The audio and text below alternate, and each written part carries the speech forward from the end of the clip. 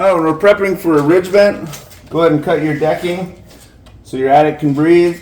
Do our traditional buildup of 2x2s. And then go ahead and bring in your venting material. And then measure from the panel to the venting material. Once we get that bent, you see we're going to have a 2-inch fold up. And then we can go ahead and install this as normal with fasteners through my front.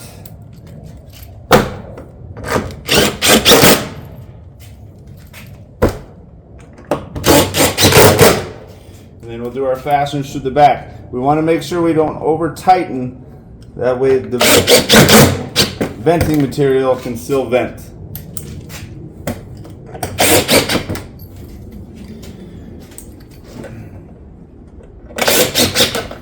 Now once we do both sides, we'll be ready to cap this. So once we get our caps,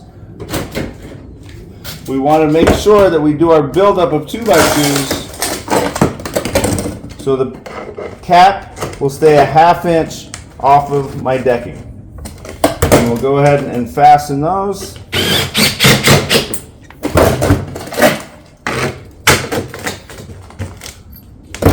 And just make sure that we're keeping our 1/2 inch off of the deck as we're fastening those.